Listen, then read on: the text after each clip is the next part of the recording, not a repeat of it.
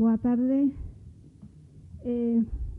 Fai agora 84 anos, máis concretamente na noite do 9 ao 10 de novembro de 1938, en Alemania e Austria producíase un dos episodios máis infames da historia do século XX, a chamada Noite dos Cristais Rotos. Con ela poñíase oficialmente cara a persecución que se iniciara uns anos antes dos cidadáns xudeos, cidadáns que eran despoxados de todas as súas propiedades, un roubo que incluía absolutamente todo: vivendas, capital, mobiliario, roupa e tamén obras de arte. Hoxe temos no Ateneo de Santiago a Miguel Martorell Linares, un dos especialistas máis relevantes sobre o tema do expolio. Co seu libro El expolio nazi foi merecedor no ano 2021 do premio Juan José Carreras, que otorga a Asociación de Historia Contemporánea ao mellor libro de historia do ano. Nesta publicación detállanse os pasos do expolio en Europa e a relación con España a través dun personaxe que fai de fío conductor da trama, o banqueiro alemán Alois Miedel, tamén marchante de Goering. A través da súa vida, nesta publicación, o profesor Martorell narra cunha documentación exhaustiva froito de moitos anos de traballo en que consistiu o expolio nazi. Do mesmo xeito, trata o papel que desempeñou España na dispersión dos bens saqueados, pois Miedel, ao acabar a guerra, atopou aquí refuxio e introduciu de contrabando un número indeterminado de obras. El conferenciante, Miguel Martorell, es catedrático de Historia Política y Social en el Departamento de Historia Social de la Facultad de Ciencias Políticas y Sociología de la UNED en Madrid. A lo largo de su carrera ha simultaneado las investigaciones sobre historia económica, historia política e historia cultural. Es autor de más de 70 capítulos y artículos académicos en revistas especializadas y de varios libros, entre otros el Santo Temoral Déficit, Política y Hacienda en la Restauración, Historia de la peseta, España contemporánea a través de su moneda, y uno de las mejores contribuciones a la historia del siglo XIX y XX, titulado Manual de Historia Política y Social de España, 1808-2018, escrito junto con su maestro y referencia profesional, Santos Juliá. También se ha atrevido con la novela. Ha hecho una novela histórica, Duelo a muerte en Sevilla, una historia española del 900, y curiosamente ha sido editada en Galicia, en Ediciones del Viento, en A Coruña, en 2016. Su publicación estrella, evidentemente, es El expolio nazi, por eso está hoy aquí, con la que ganó el premio, como ya he dicho antes, Juan José Carreras. Por último, reseñar que como buen cinéfilo colabora en una revista que a mí me ha llamado personalmente la atención y que me parece que es más que recomendable.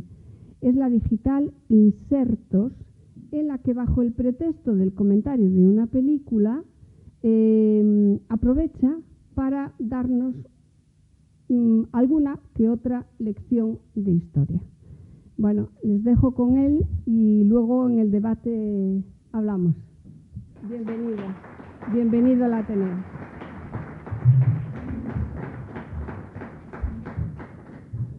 Bueno, muchísimas gracias, Mercedes. Muchas gracias al Ateneo por darme la oportunidad de venir aquí a hablar sobre un tema que a mí, desde luego, me apasiona, que es el expolio nazi de bienes culturales.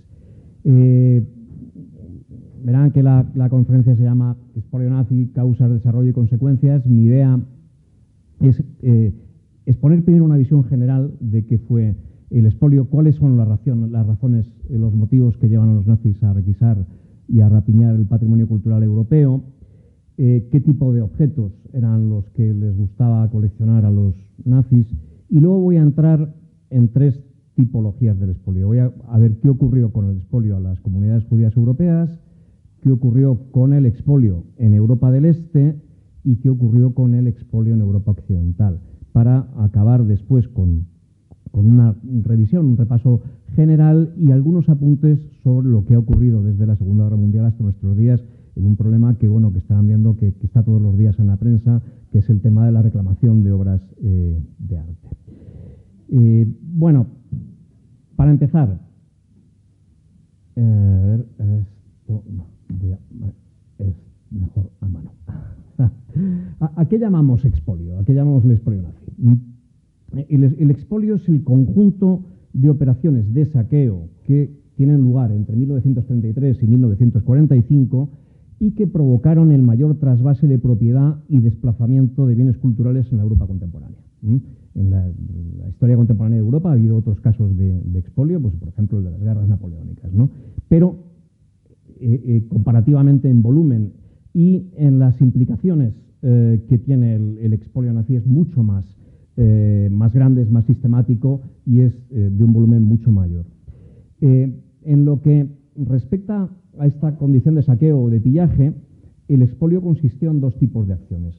Por un lado, las requisas de obras de arte a aquellos que se consideraban como enemigos del Tercer Reich, es decir, los judíos, los resistentes, las organizaciones comunistas, los sindicatos. Y luego, por otra parte, también es parte del expolio la compra de objetos culturales en la Europa ocupada por los nazis en unas condiciones de desventaja económica impuestas a la fuerza en los territorios que ocupó el Tercer Reich. Bueno, y buena parte de todo este material expoliado luego se traslada a Alemania, ¿no? ¿De qué tipo de objetos hablamos? Cuando yo hablo de objetos culturales no me estoy refiriendo solamente a pintura. Bueno, pues por ejemplo, objetos religiosos, objetos de culto judío, esculturas, pinturas, por supuesto, libros. Estos son almacenes de libros en locales, en iglesias, o almacenados por las SS o por la Gestapo o por la Administración Militar Nacionalsocialista. Instrumentos musicales. Había almacenes repletos de pianos, por ejemplo, o de violines. Artes decorativas, vajillas, joyería, estatuillas, plata. Todo este tipo de objetos que podemos llamar bien cultural son los que le interesaban a los nazis. ¿Cuáles son las razones? ¿Por qué se meten los nazis en esta operación de pillaje? Bueno, hay una primera razón que es de tipo geopolítico. Hay que tener en cuenta que en su momento de mayor expansión, el Tercer Reich va desde Finisterre hasta los Urales, prácticamente, hasta las puertas de Moscú.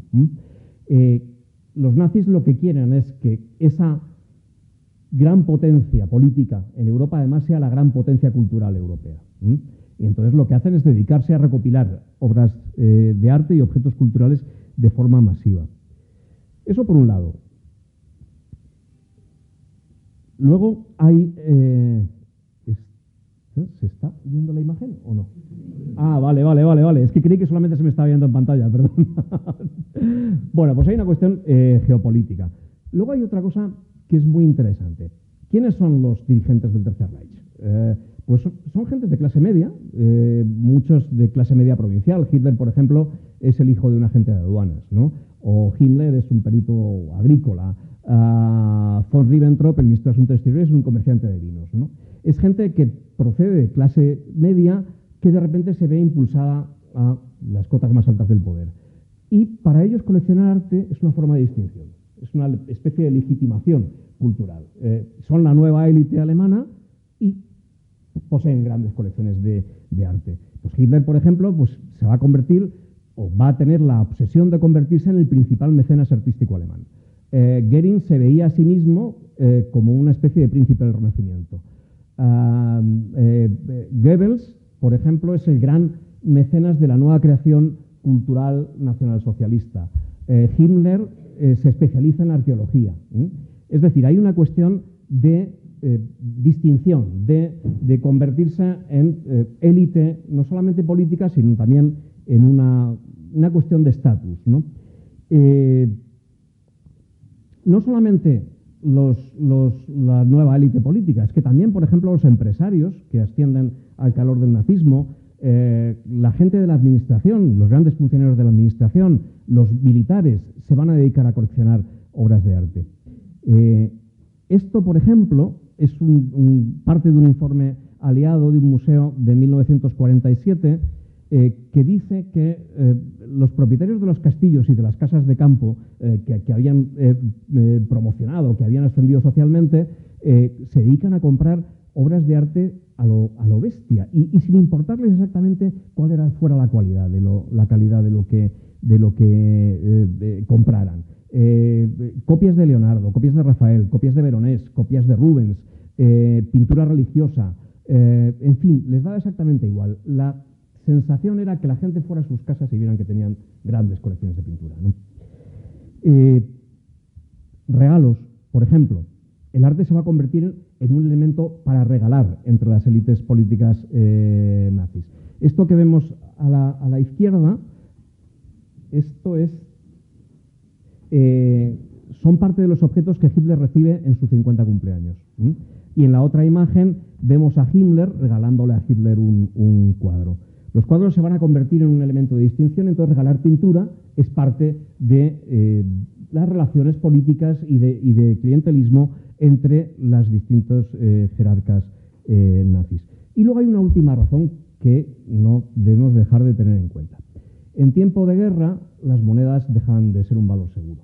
Entonces, el que acumula patrimonio necesita invertir en cuestiones como oro, diamantes u obras de arte. Las obras de arte siempre son un valor seguro, mantienen un valor más o menos estable. Entonces, muchos de los que acumulan patrimonio en Alemania durante la Segunda Guerra Mundial van a invertir en arte. ¿De qué cantidades de obras de arte estamos hablando? Bueno, este es el proyecto que tiene Hitler para el museo que va a crear en Linz, que no llega nunca a construirse el edificio. Es un edificio neoclásico.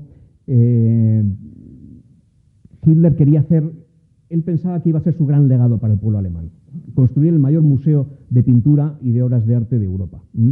Ya digo que no llega a construirse nunca, pero él sigue acumulando cuadros para ese museo que se van acumulando en almacenes, en depósitos, etc.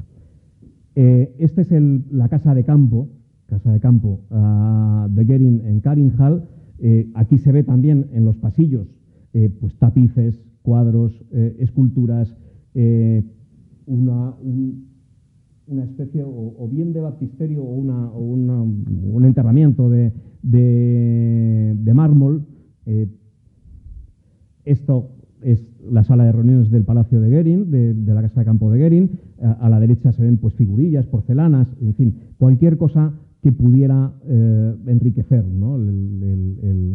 Y esto puede parecer anecdótico, pero a mí este tipo de detalles me parece son muy reveladores.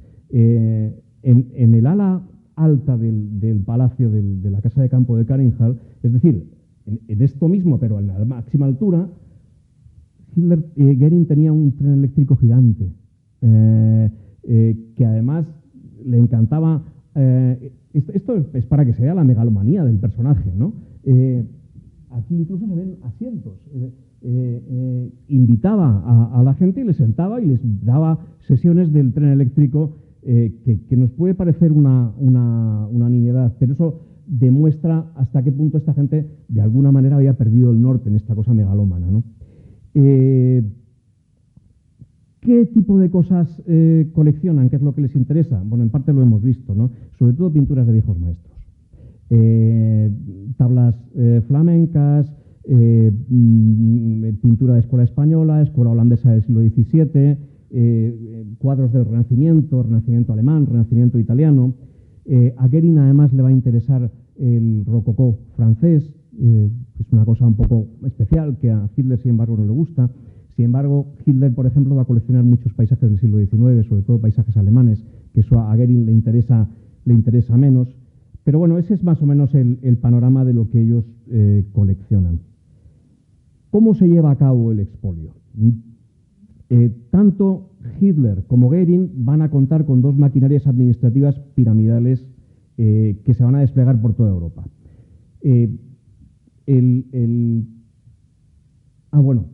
Esto es para que se haga una idea de la cantidad, de obras de arte. Hitler llega a tener 6.755 pinturas que se coleccionan entre 1938 y 1945, en 7 años.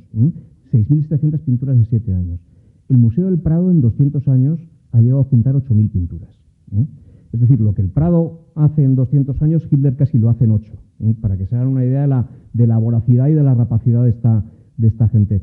Y Goering llega, la colección es más pequeña, tiene 1.160 pinturas, de las que es más o menos el volumen que tiene expuesto el Prado ahora mismo, el Prado, que son 1.150. Esto para que nos hagamos una idea en términos comparativos de hasta qué punto llega la voracidad del Tercer Reich.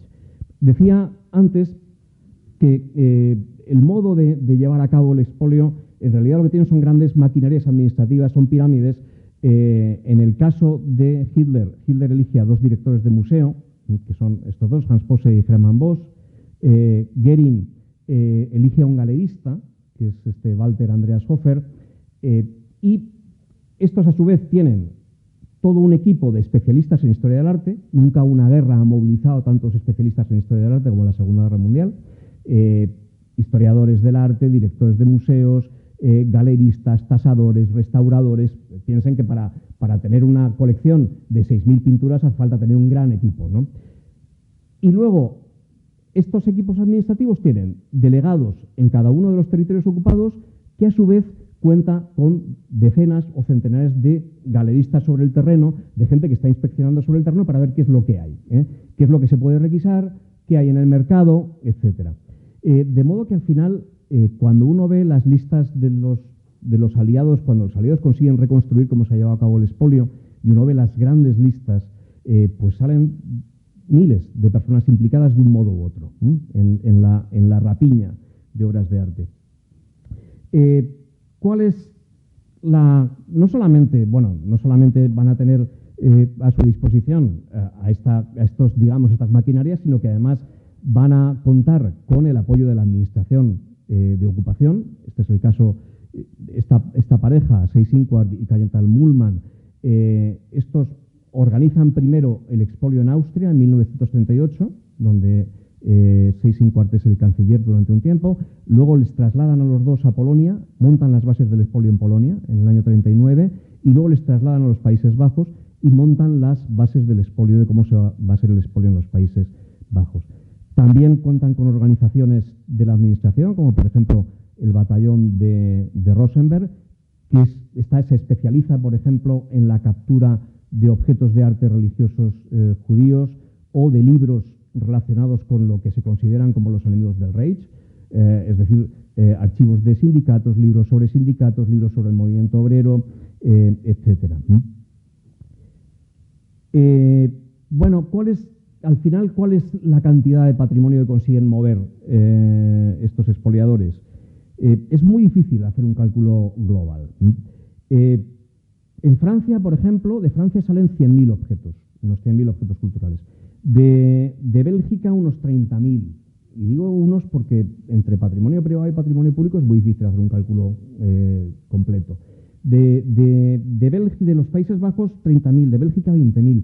De la Unión Soviética, más de 1 millón de objetos rapiñados. Decía antes que es la movilización de patrimonio más grande, ¿no?, de la historia europea. En fin, esto en cuanto, digamos, la perspectiva general del expolio.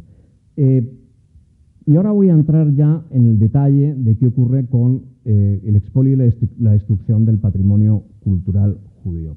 Hay una cosa que creo que es importante tener en cuenta, y es que el expolio de obras de arte y bienes culturales está estrechamente ligado a la política racial del Tercer Reich.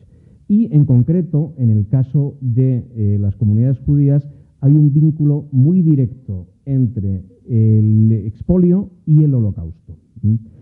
Esta es una una cita que a mí me gusta utilizar porque es muy explícita. Es parte de un interrogatorio que le hace un capitán norteamericano a este Seyss-Inquart del que hemos hablado antes para preparar los juicios de Nuremberg. Y entonces este hombre le dice, bueno, estamos haciendo un esfuerzo por recuperar las pinturas y devolvérselas a sus propietarios, pero además en una caja fuerte hemos encontrado contenedores con metales valiosos extraídos de los cuerpos, ¿no? Antes de llegar al crematorio. ¿Cómo pueden devolverse a sus legítimos propietarios? Esos metales valiosos a los que hace alusión son los dientes de oro extraídos de los cadáveres, ¿no?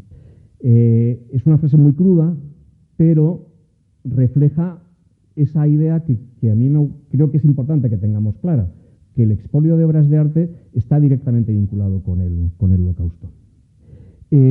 Los nazis van a quitarle a los judíos, a las comunidades judías europeas, todos sus propiedades en los territorios que van a controlar, todas.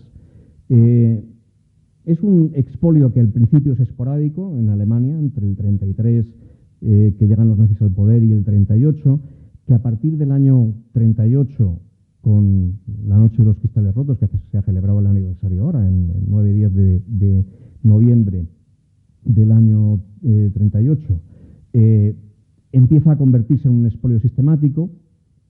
Bueno, aquí vemos, son las imágenes clásicas, ¿no?, de los escaparates rotos, los escaparates pintados, os vamos a mandar a todos a Dachau, etcétera, ¿no? El expolio, cuando empieza la guerra y empiezan a deportar a los judíos a los guetos o a los campos de concentración, los apartamentos, las casas, las viviendas que dejan, los nazis van a vaciarlas por completo, se lo van a llevar todo, absolutamente todo, y lo van a redistribuir entre ciudadanos alemanes, sobre todo cuando empieza la guerra y empiezan los bombardeos. Y cuando digo todo, quiero decir todo. Estas son imágenes de depósitos nazis de objetos requisados en casas judías. Aquí se ven utensilios de cocina, miles y miles y miles de vajillas. De estos había a lo mejor un depósito de estos en los alrededores de cada ciudad grande. Juguetes. Todo esto se recicla. Se recicla en el sentido de que se reenvía a familias alemanas. Cuadros. Esta imagen me interesa mucho porque cuando pensamos en el expolio siempre pensamos en las grandes obras de arte, que si un Pissarro, que si un Vermeer, que si tal, ¿no? Pero es que se llevaban todos los cuadros. Es decir, estos cuadros apilados y del revés, es que incluso si en una casa estaba el cuadro del retrato del abuelo o ese cuadro que ha pintado la tía del paisaje, que es no sé qué, que todos tenemos alguno en casa, eso también se lo llevaban. Y esta imagen que muestra los cuadros vueltos del revés, apilados así, a mansalva, en ese sentido me parece que es muy, muy gráfica. Y esto también es importante, o sea, no es una cuestión de riqueza. Siempre que pensamos a lo mejor en el expolio, lo que se nos viene a la cabeza son les quitan las grandes empresas, les quitan las casas, les quitan... no, les quitan todo, y se lo quitan con independencia de que fueran ricos o pobres.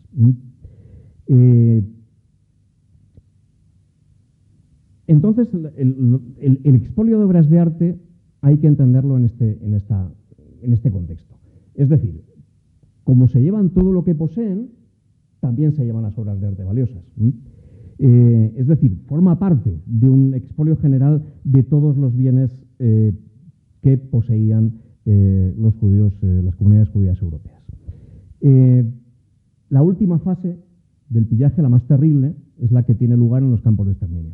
Es decir, estos son los anillos recogidos a los judíos deportados a los campos de exterminio, y a la derecha lo que se ven son relojes. Esto, lo del reciclaje, el segundo uso llega a cotas absolutamente rastreras. Por ejemplo, con los relojes estos se premiaba a los policías que habían demostrado o que llevaban un tiempo en la administración o que habían demostrado pues valor, lo que fuera, cualquier tipo de recompensa que fuera necesaria. Esto es un informe de recuperación de ropa de Auschwitz. Y es un informe en el que un funcionario lamenta el mal estado en el que la ropa llega a los campos de concentración, como si encima de que te deportan y van a matarte, encima tuvieras que llegar bien vestido y con la ropa limpia, ¿no? Bueno, centrándonos ya en el tema de la pintura, ¿cómo proceden los nazis a llevarse la pintura que poseen los judíos? Pues por un lado, requisas. Es decir, este cuadro es propiedad de un judío, del embajador de la República Checa en Austria, que es judío. Cuando llegan los nazis, ocupan Austria, este hombre se va, deja su casa vacía y los nazis se llevan todos los cuadros que encuentran. Arianizaciones, es decir, obligar a los propietarios judíos a vender sus cuadros o sus galerías de arte a precio de saldo. Esto es lo que ocurre con la Galería Gustiker, que es una galería holandesa especializada en pintura holandesa del siglo XVII. O ventas forzadas también. Es decir, este es el caso del cuadro de Camille Pissarro, que hoy tiene el Museo Thyssen. Este es propiedad de una judía alemana que quiere emigrar en el año 39 y para emigrar le obligan a vender sus cuadros también a precio de saldo. ¿Hasta qué punto el objetivo es destruir la cultura judía? Que todo aquello que no son bienes muebles, que no son obras de arte o objetos culturales muebles, se destruye o se intenta destruir. Eso es lo que ocurre con las sinagogas. Las sinagogas no se las pueden llevar, las incendian. Las reutilizan, las dedican a otra cosa. Estos son sinagogas quemadas en la Noche de los Cristales Rotos, en 1938. Esto ya es en plena guerra. Esto es un caso tremendo, que son las sinagogas de madera polaca.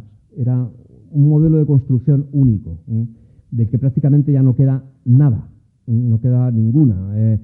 Casi todas se incendiaron, algunas a pesar de estos exteriores de madera que pudieran parecer más o menos pobres, luego tenían una riqueza interior impresionante. Esta es la misma que hemos visto antes. Esta es otra sinagoga también destruida. Este es el interior de esa sinagoga, se ha reconstruido ahora mismo, pero bueno, esto es un tipo de edificio prácticamente desaparecido. Y lo mismo que ocurre con las sinagogas ocurre con los cementerios. Este es el cementerio judío de Salónica, la ciudad europea probablemente con la mayor comunidad sefardita de origen español en Grecia. Y estos son dos cementerios también que han aparecido hace relativamente poco en Polonia, en obras. Aquí se ve el de la derecha, en el de Fax, que están haciendo una obra en una plaza y debajo ha aparecido el cementerio judío. Bueno, esto es lo mismo, es una lápida utilizada en la construcción de un muro. En fin, aquello que los bienes culturales que no pueden apropiarse, se destruyen. ¿Qué es lo que ocurre en Europa del Este? Por supuesto, desde luego, los bienes judíos en Europa del Este y en Europa Occidental va a ocurrir lo mismo a lo largo de todo el continente. Pero va a haber una diferencia en cómo se lleva a cabo el expolio en Europa Oriental y en Europa Occidental. Los nazis, cuando ocupan Polonia, Checoslovaquia, los países bálticos, la Unión Soviética, en realidad todos esos territorios los van a anexionar directamente al imperio alemán, al Tercer Reich. Es decir, en Europa Occidental, Francia, Bélgica, Holanda, Dinamarca o Noruega van a ser territorios ocupados, pero son países a los que se les sigue reconociendo una personalidad jurídica. En Europa del Este, sin embargo, no. Esto aquí en el mapa queda muy claro. Es decir, todo este territorio está anexionado de distintas formas. Protectorado, gobierno general, comisariado del Reich de Ucrania, comisariado del Reich de las tierras del Este, administración militar. Al haber desaparecido los estados soviético, polaco, lituano, etcétera, el Tercer Reich ya considera que no tiene que rendir cuentas a nadie de lo que ocurre o de lo que vaya a hacer allí, porque ya es patrimonio suyo. Entonces, indistintamente, van a saquear museos públicos, iglesias y colecciones privadas. A diferencia de lo que va a ocurrir en Europa Occidental, donde, bueno, pues los museos se van a respetar. Es decir, los nazis no tocaron el Louvre, por ejemplo, ¿no? Pero además, los nazis estaban convencidos,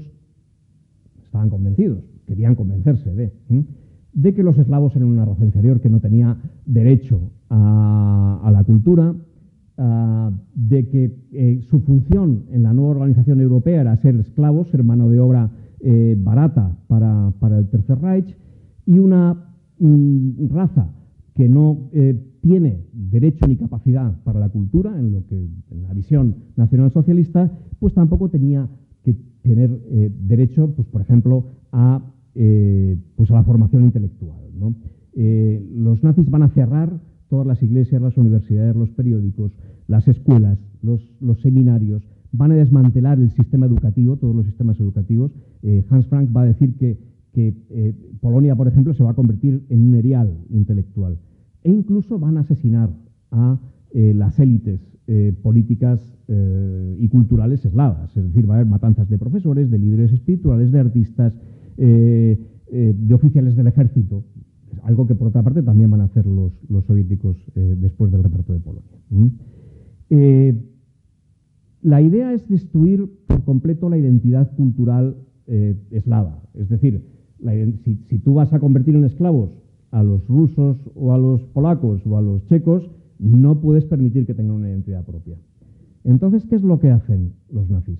Van a destruir los grandes símbolos de la identidad cultural. Por ejemplo, este es el Palacio de Pedro el Grande, en Rusia. Se destruye no porque sea un objetivo militar, sino que se destruye porque los nazis están especialmente interesados en destruir la identidad cultural rusa. Lo mismo ocurre con el Palacio de Catalina la Grande. Esto que estamos viendo es el Salón de Ámbar, es una de las grandes obras de arte desaparecidas en el expolio. A la izquierda vemos cómo quedó después de que esto que vemos a la derecha es una reconstrucción, se ha reconstruido hace relativamente poco. Son placas de ámbar, fueron desmontadas todas de una en una y se llevaron y han desaparecido. Y el estado en el que quedó el palacio es como se ve a la izquierda. Esto es la Casa Museo de Tchaikovsky. La utilizaron como garaje, quemaron las partituras, rompieron, pero lo mismo pasó con la casa de Tolstoy, con la casa de Chekhov. Es decir, todo lo que pudiera significar identidad cultural fue destruido o saqueado. El castillo de Varsovia, 3/4 de lo mismo. El monumento a Chopin de Varsovia, la estatua de Adam Mickiewicz, que es un poeta polaco, que es uno de los padres de la independencia polaca. Esto es muy gráfico, ver cómo se derriba la estatua. Bueno, en fin, este es otro caso, es un museo contemporáneo en Silesia. Y lo que no destruyen, se lo llevan. Esto es otra vez un poco la idea de antes, ¿no? Este es el retablo de Vistos en la Basílica de Santa María de Cracovia. Este retablo se lo llevaron entero y bueno, luego se recuperó y hoy se puede ver otra vez allí en la basílica. Y este es un cuadro que hoy en día sigue desaparecido. Este es el retrato de un joven de Rafael, de la familia Czartoryski, que era también la propietaria de los dos cuadros que han aparecido en el Museo de Pontevedra. Que luego haré algún apunte sobre esto. Ya digo, los nazis en Europa del Este, como no tienen que rendir cuentas ante nadie, se llevan todo lo que pueden. Da igual, sin reparar en justificaciones y sin ningún tipo de control. ¿Qué va a ocurrir en Europa Occidental? Pues ya lo apuntaba antes, el panorama es completamente distinto, ¿no? Salvo excepciones, las fronteras no se mueven, hay algún ajuste territorial, desde luego, pero no es un territorio que los nazis quieran anexionar, sino que los estados ocupados en Europa Occidental van a continuar. Y eso los nazis lo van a respetar. Van a decir, bueno, si es el Estado francés, las obras de arte del Estado francés no las vamos a tocar, salvo cosas muy puntuales. Además, por otra parte, hay una cuestión también que tiene que ver con la política racial. A los eslavos les consideran seres inferiores, pero los franceses, aunque sean enemigos y hayan sido derrotados, son semejantes. Ellos consideran que forman parte del mismo entorno cultural. Entonces, lo que sí se va a expoliar en Europa, lo que sí se va a requisar son las colecciones judías. Las colecciones de los judíos y de los enemigos del Tercer Reich. Esto va a ocurrir en Europa occidental y en Europa oriental, es decir, los bienes culturales que pertenecían a judíos, a gitanos, a partidos obreros, a masones, a homosexuales, eso sí que no va a dar ningún problema a la hora de la requisa. Este es el caso, pues, por ejemplo, de algunas de las grandes colecciones de arte judías, la de Paul Rosenberg, por ejemplo, o la de David Weil. Este es un cuadro que está en el Reina Sofía, que pertenecía a David Weil y que bueno, y sigue todavía en el Reina Sofía. Todo esto se va a requisar sin ningún tipo de control. ¿Cómo va a llevar a cabo el expolio, la gran parte del expolio, el Tercer Reich en Europa occidental? Es decir, al margen de las requisas, ya digo, a los judíos u otros enemigos del Reich. Lo que van a hacer es depreciar a la fuerza las monedas francesas, el franco francés, la moneda de los Países Bajos, la moneda belga, el franco belga. De entrada la deprecian un 30%, pero luego durante la guerra, además, estas monedas, el valor va a caer en picado. De manera que van a poder comprar con un marco fuerte, y van a poder comprar a precio casi de saldo. Pero además van a imponer a los países ocupados de Europa Occidental unas tasas de gasto, unas indemnizaciones por gastos de ocupación que son brutales.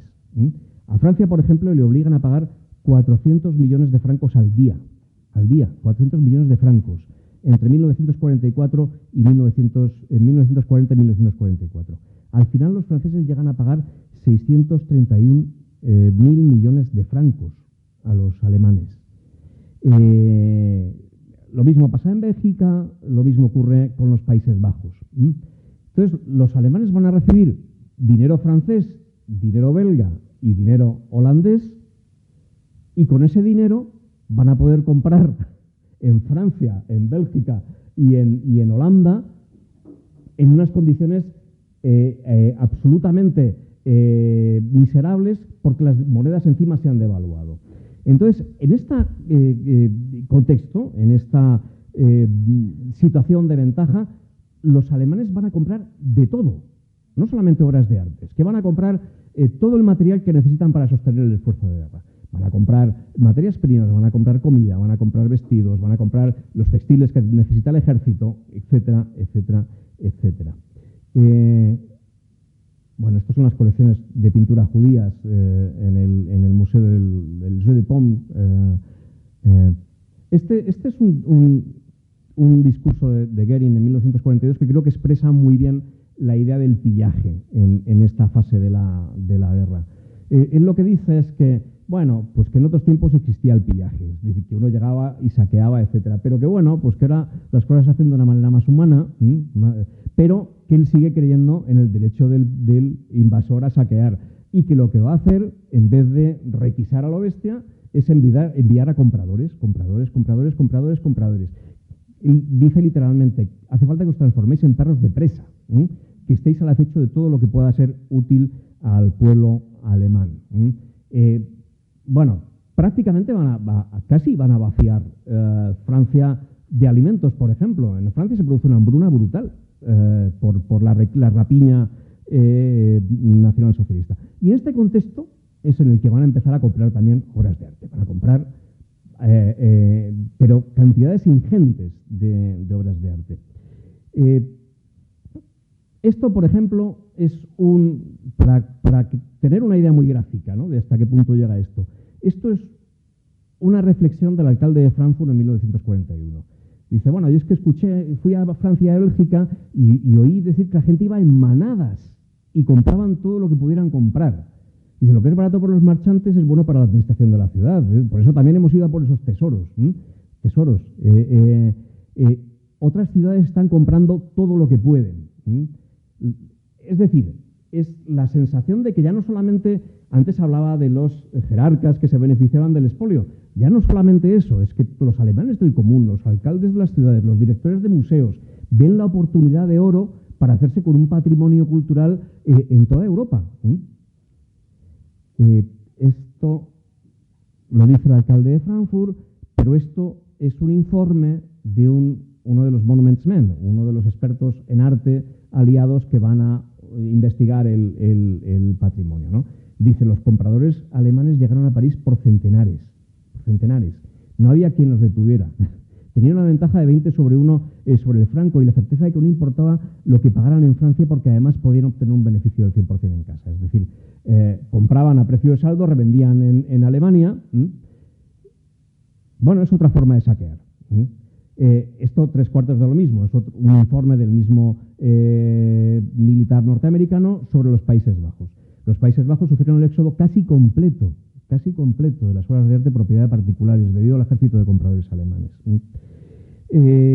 Bueno, pues esto es lo que decía antes, ¿no? Que todas estas compras masivas junto con las requisas de los judíos y otros enemigos del Tercer Reich van a diezmar,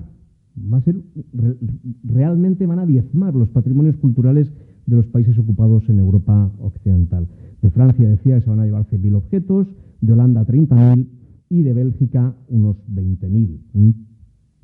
Bueno, voy a ir recapitulando para tener una idea global después de este despliegue más en detalle, ¿no? Quiero que quede clara esta idea, ¿no? Que los nazis lo que van a intentar es convertir esa hegemonía política que tienen en Europa también en hegemonía cultural. Pero es muy interesante pensar en una idea. ¿Quién es la potencia cultural, la gran potencia cultural europea hasta la Segunda Guerra Mundial? Bueno, es decir, durante todo el siglo XIX y las primeras décadas del XX. Es Francia. Francia es la gran potencia cultural. Pero Francia es la gran potencia cultural por la creación.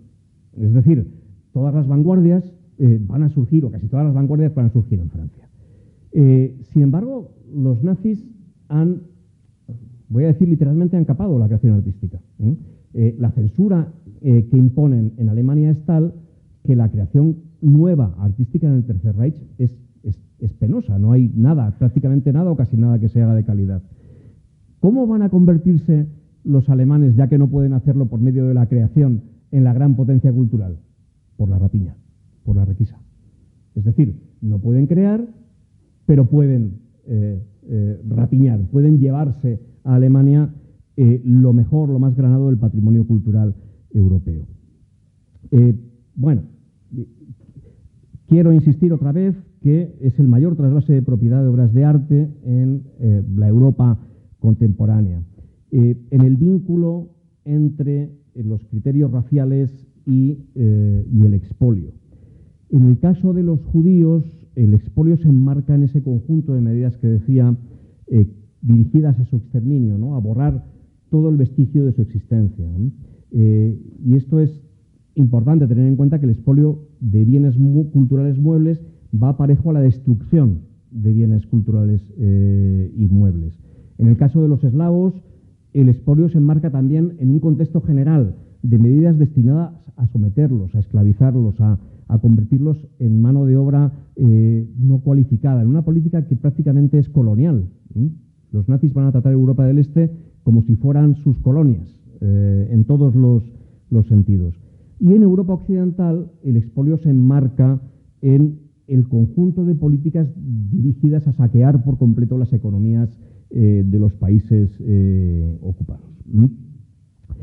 Y la idea de que al final de todo esto se acaban beneficiando no solamente las élites nazis, no solamente Goering y Hitler y von Ribbentrop y Goebbels y tal, sino que al final es prácticamente casi todo el tejido social alemán el que se acaba beneficiando de esto, porque instituciones como ayuntamientos, como hemos visto, o museos, se van a dedicar también a la compra o a la adquisición de obras de arte requisadas. ¿Qué va a ocurrir con toda esta cantidad de obras de arte movilizadas durante la posguerra? Pues en 1945, una vez derrotado el Tercer Reich, los aliados ocupan el territorio alemán y lo que hacen es todas las obras de arte que encuentran allí, que proceden de los países ocupados, Todas las que son fácilmente identificables, pues las agrupan en los centros de unos grandes almacenes, y luego entre 1944 y 1949 se devuelven cada una al país de origen. Es decir, lo que procede de Francia se devuelve a Francia, lo que procede de Bélgica se devuelve a Bélgica, etcétera, y luego ya serán los gobiernos francés, belga, holandés o soviético los que se encarguen de restituir las obras de arte a los ciudadanos que han sido expoliados. El problema es que el proceso de recuperación de obras de arte se acaba en 1949.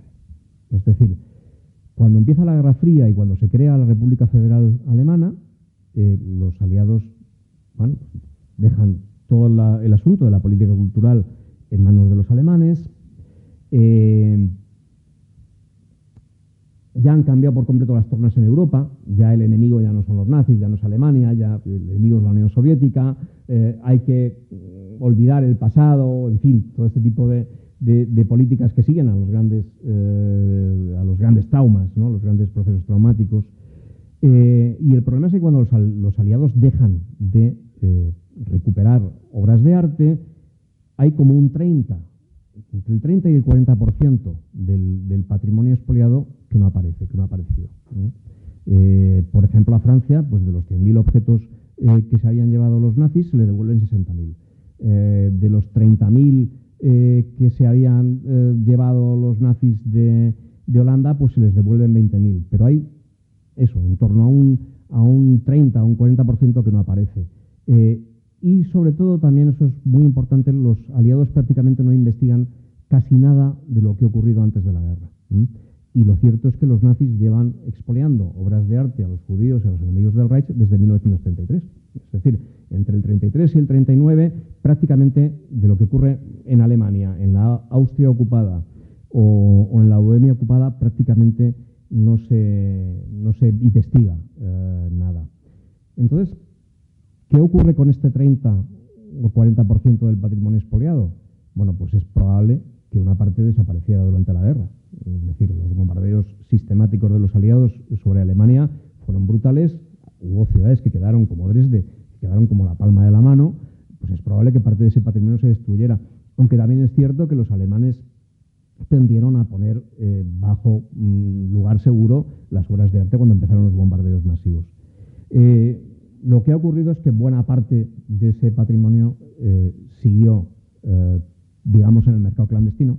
Pasó de ser patrimonio alemán a ser patrimonio alemán expoliado a ser patrimonio clandestino.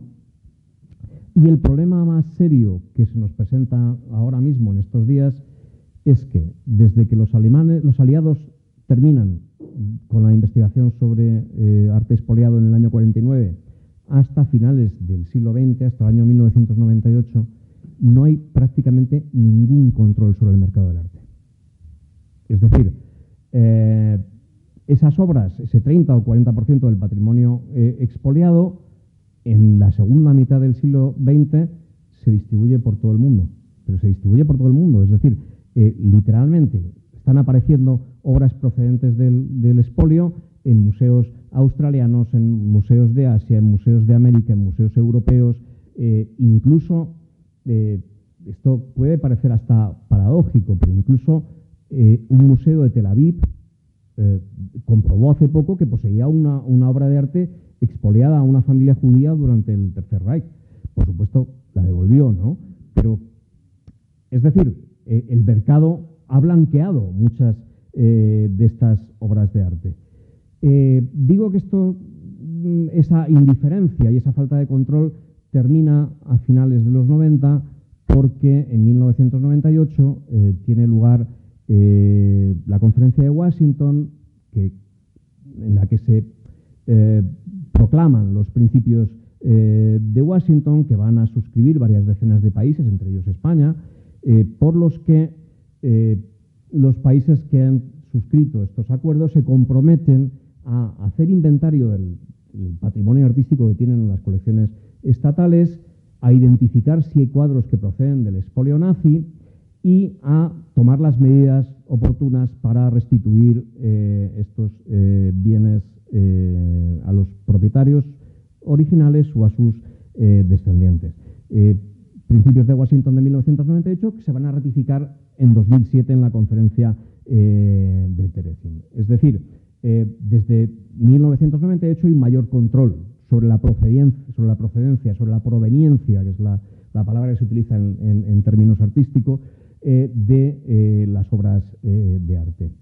Ahora, esto, claro, ha generado un caos brutal en muchos museos que de repente se encuentran con que tienen cuadros que proceden del expolio entre su patrimonio o estados que de repente ven que en sus colecciones hay obras de arte procedentes del expolio.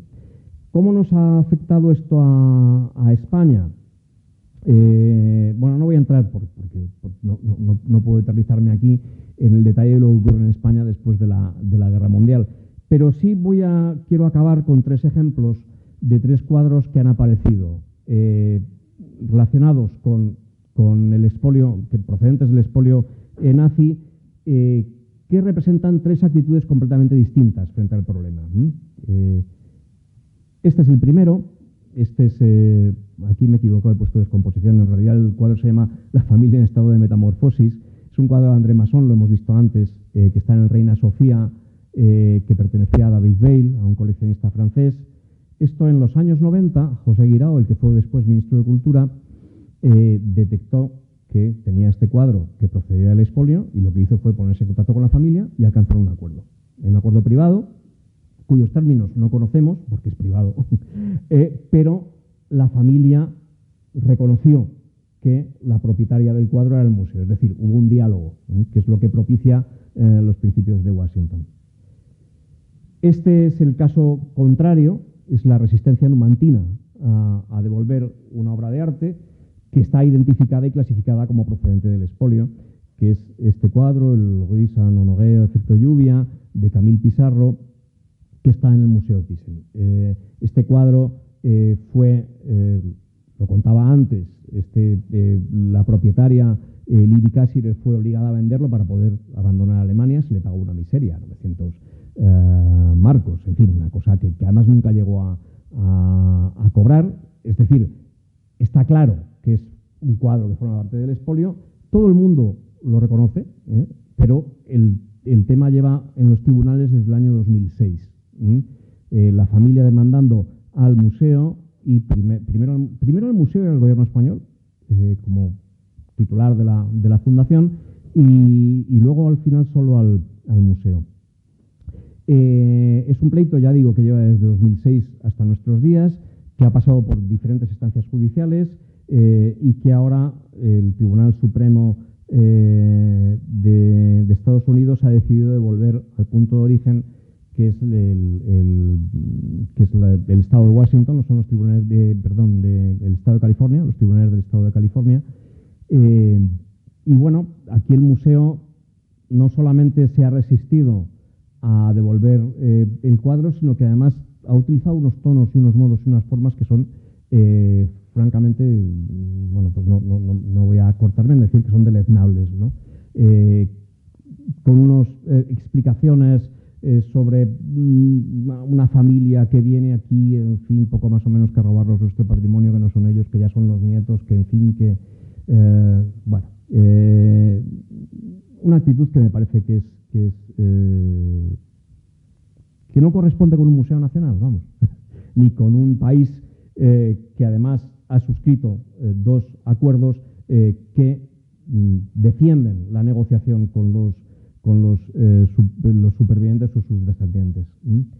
Y este es el último caso, que es un caso relativamente reciente, que es el de las dos tablas de Dietrich Boats que han aparecido en el Museo de Pontevedra, que forman parte de un legado privado para el museo, y que el museo, con muy buen sentido, ha decidido que si esto procede del expolio, lo que corresponde es devolverlo a los propietarios originales. Entonces el museo está, ahora mismo todavía no se han devuelto, pero está en negociaciones para devolverlo al Estado polaco, al gobierno polaco, y bueno, pues igual que como decía antes, que lo normal en estos casos es devolver a los gobiernos y luego los gobiernos entiendan con los supervivientes, con los descendientes de los supervivientes.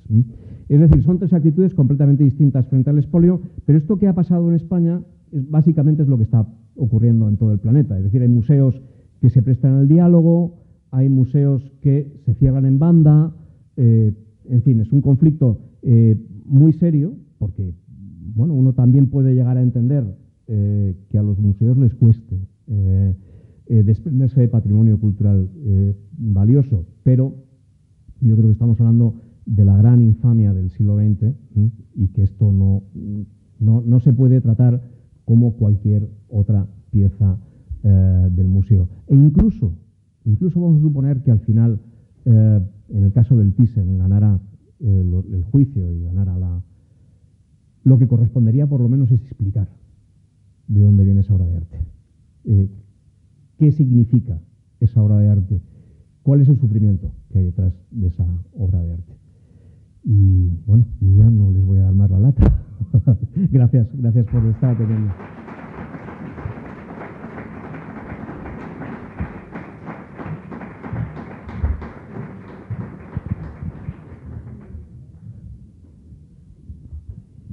Bien, muchas gracias, Miguel. Creo que ha sido una conferencia interesante, llena de matices, muy ilustrativa de lo que fue el expolio.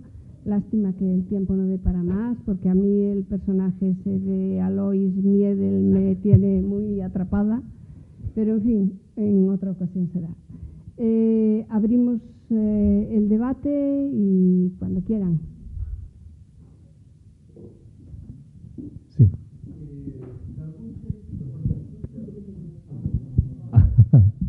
Bueno, ya sabemos que aquí la familia, por ejemplo, de los francos hizo una cosa parecida, pero yo quería preguntarte si las élites franquistas copiaron de alguna forma este tipo de proceder.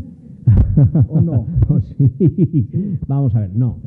A ver, cada caso es distinto, ¿no? Cada caso es distinto. Aquí sí hubo, durante la dictadura, hubo requisas, desde luego, y muchas relacionadas con la militancia de las víctimas de las requisas. Es decir, aquí lo que hay es la Ley de Responsabilidades Políticas establece multas terribles o incautación de patrimonio o la posibilidad de la requisa del patrimonio de aquellos que se consideran incursos en responsabilidades políticas. Y en ese caso sí hay, claro, hay requisas de patrimonio y de hecho están apareciendo ahora mismo obras de arte que eran propiedad, pues yo que sé, por ejemplo, del empresario Ramón de la Sota, que era un empresario nacionalista vasco y que fue represaliado por eso. O obras de arte, ahora hace poco han aparecido también otras dos de un capitán del ejército, de un militar del ejército republicano. Eso con independencia además de los graciosos regalos de su excelencia a familiares, amigos, etcétera, ¿no? Esa tendencia a disponer del patrimonio público y privatizarlo, bueno, pues eso sí, desde luego se ha dado en la dictadura. Y, desde luego, en términos de represión política. Charles, muchas gracias.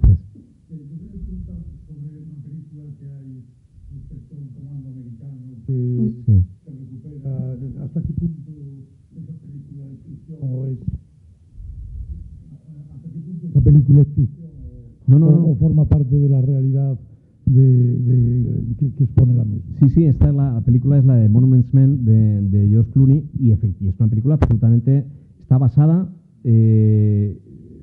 por completo en hechos reales, hasta el punto de que Ambide ya desde una perspectiva casi más cinéfila que hablábamos antes, me parece que casi es más un documental que una película. Que la trama llega a un momento en que es menos interesante, pero lo que cuenta es literal. Yo decía antes que la Segunda Guerra Mundial es la guerra que más expertos en arte va a movilizar, pero es que eso ocurre con los nazis, que van a implicar a muchos expertos en arte en el expolio, pero ocurre también con los aliados, que para desentrañar toda esta maraña de requisas, de compras, etcétera y tal, van a tener que militarizar a directores de museos, galeristas, historiadores del arte, etcétera y tal, que son estos Monuments Men, que es una unidad militar compuesta por expertos en arte, que su primera función no es tanto el expolio. Ellos lo primero que hacen durante la guerra, o sea, cuando todavía está la guerra y tal, es señalar qué objetos culturales hay en cada ciudad, o sea, qué edificios, qué catedrales, qué edificios, qué museos, etcétera, y tal, para que el ejército americano, en la medida de lo posible, no los arrase en los bombardeos. Y luego ya cuando acaba la guerra, pues se van a ocupar de toda la investigación sobre el expolio. O sea, es completamente real. Sí, incluso las obras que aparecen en las cuevas de sal, ¿no?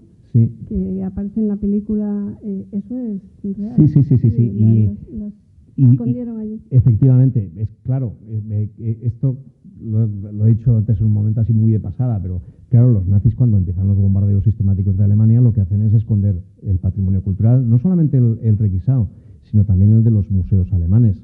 Y entonces uno de los sitios en los que se esconden las obras de arte por las condiciones de conservación, porque no hay humedad, son las minas de sal. Las minas de sal no tienen humedad y entonces para conservar pinturas son excelentes. Entonces, en todos los sitios donde hay minas de sal en Alemania y en Austria, en todos al final acaba habiendo depósitos de obras de arte. Sí. Dos cuestiones. Una, al calor de la pregunta de la persona que me ha precedido, si hay alguna investigación aquí en España respecto al expolio que se ha producido aquí después o al calor de la sublevación militar del año 36, es decir, tanto en un aspecto como en otro. Es decir, si existe investigaciones ya y por lo tanto, digamos, relaciones de bienes, materiales e inmuebles que se han producido como consecuencia de eso. Y la segunda pregunta que yo quería hacer era el paralelismo, si ves paralelismo, entre una de las formas en las que se ha producido el expolio nazi, es decir, a través del tema financiero, monetario, etcétera, etcétera, con otros expolios que se han producido por otros imperios, por ejemplo, el Imperio Británico o más recientemente el Imperio Norteamericano. Muchas gracias. Sí. Bueno, respecto al tema de las investigaciones en España sobre el expolio franquista, es verdad que esto hasta hace relativamente poco se ha sabido muy poco,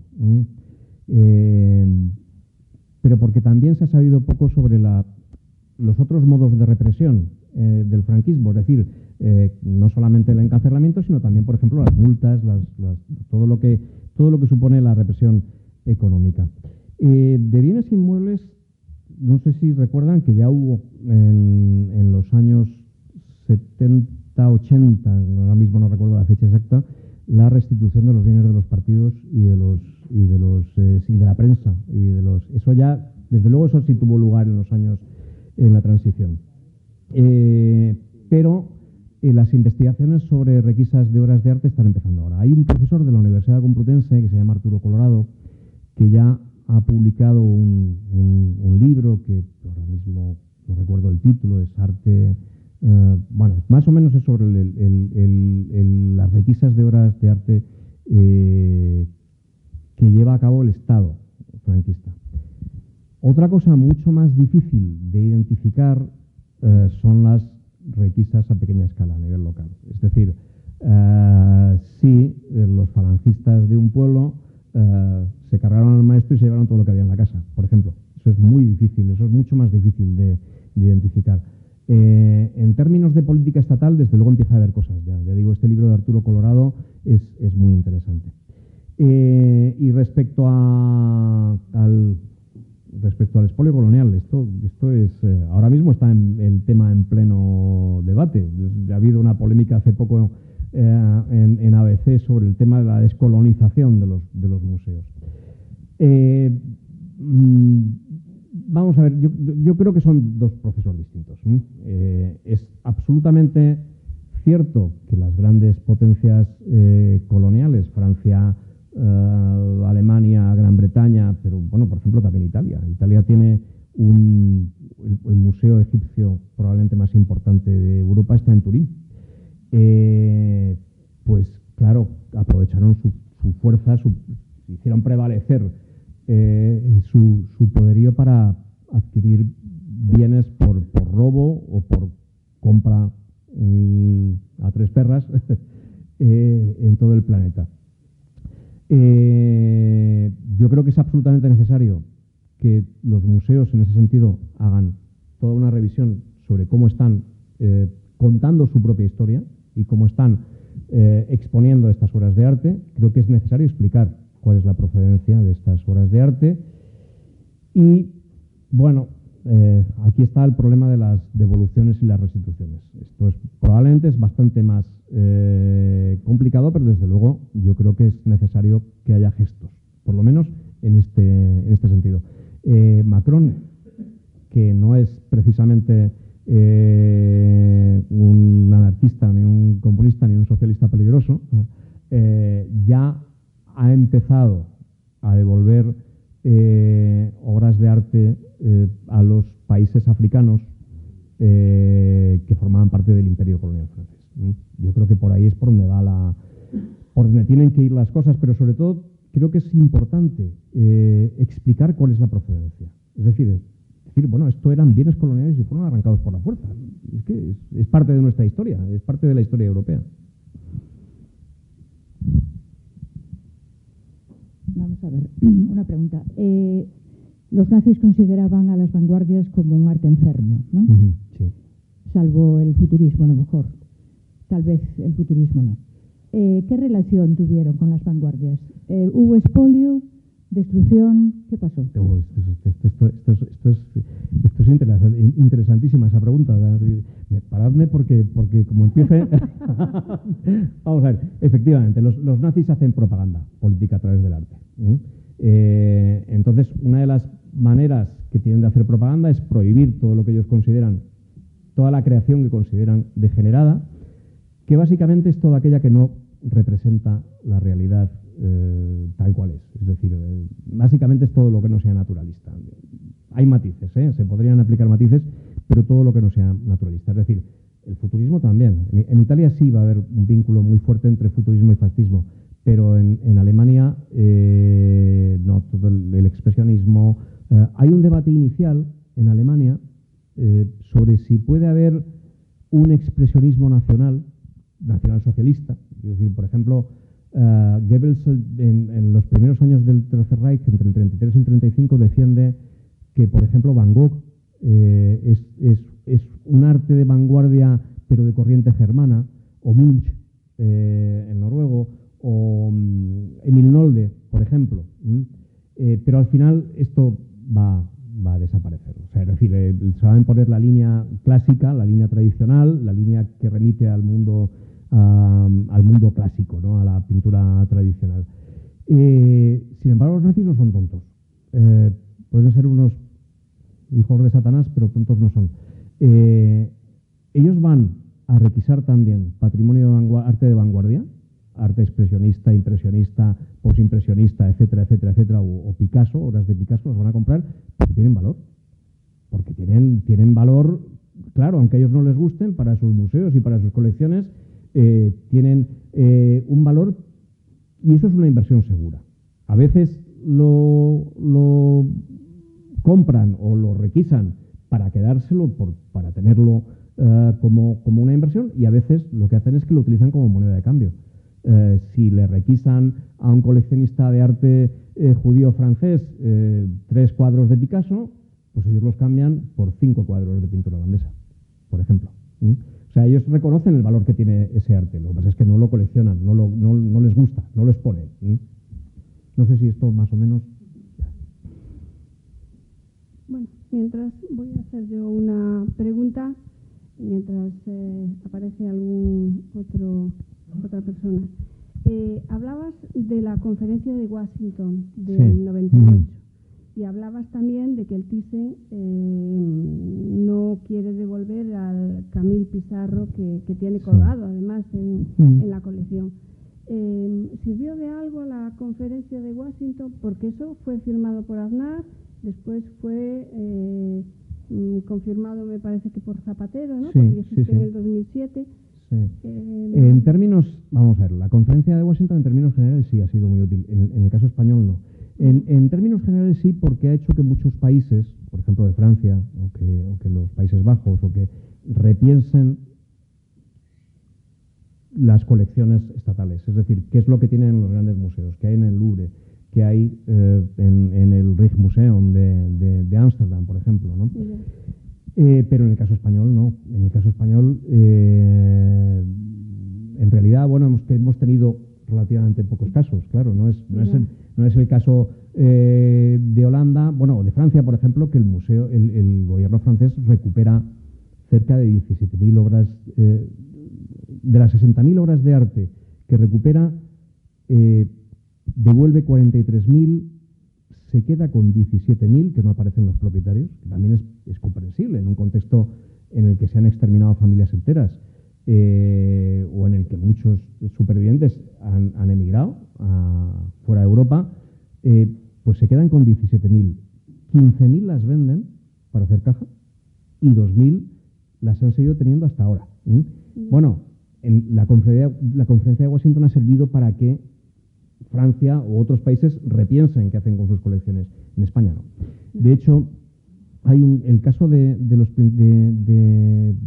la suscripción de los acuerdos de Terezín es sangrante, porque esto es 2007, estoy ahora mismo hablando de memoria, y en 2006 sabemos por Wikileaks, por esta filtración de documentos de la embajada y del Departamento de Estado norteamericano, sabemos que el ministro de Cultura se reúne con el embajador norteamericano y le dice que el cuadro no lo van a devolver.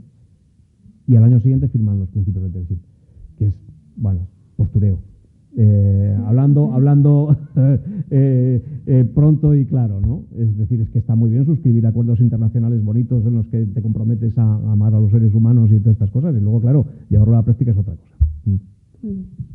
Llama un poco la atención el silencio o la posición de quietud que tiene el Estado de Israel sobre este tipo de cosas. Es decir, no sé si existe, yo la conozco desde luego, alguna asociación, alguna entidad, en fin, organizada desde el propio Estado de Israel para recuperar o estimular la recuperación de bienes de algunos de sus ciudadanos, ¿no? A diferencia de otro tipo de cosas, como por ejemplo fue instituciones que se crearon incluso por ciudadanos israelíes, pues para la persecución de los nazis, etcétera, etcétera, ¿no? Caso de Simón Wiesenthal, como es sabido, sí, etcétera, etcétera. Entonces llama un poco la atención este tipo de silencio. No sé si a lo mejor esto si existe y yo no lo sé. Sí. No, sí, la verdad es que le traslado. Gracias. Sí, gracias. Sí, han estado bastante activos. De hecho, los principios de Washington tienen que ver en buena medida también con la presión del Estado de Israel. Es decir, ¿por qué de repente en 1998 se vuelve a salir este tema? Pues hay que pensar en el contexto de finales de los 90. Si se acuerdan, en el 1995-96 es cuando, por ejemplo, surge todo el pleito contra la banca suiza por las cuentas durmientes, esas cuentas que pertenecían a víctimas del Holocausto que los bancos suizos seguían teniendo. También en ese mismo momento es cuando surgen las demandas a las grandes empresas alemanas que han sobrevivido al nazismo y que se habían beneficiado de mano de obra esclava. Es decir, pues a Bayer o a Hugo Boss, por ejemplo, que era fabricante de uniformes militares, efectivamente, y que se benefician de la mano de obra esclava. Y esto ocurre porque todo el mundo empieza a tener conciencia a finales de los 90 de que los últimos supervivientes del Holocausto están desapareciendo.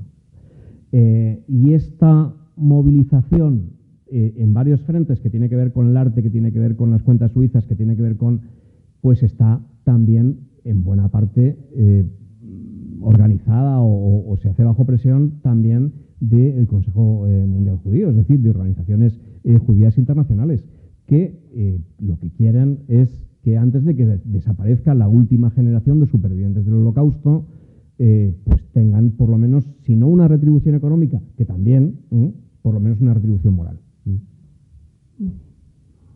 ¿Alguna pregunta más?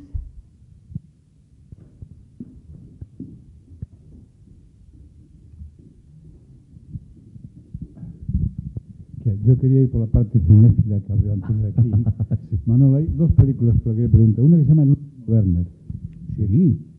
Que me parece una película muy original en el sentido que había un falsificador que le vendía Werners falsos a los nazis.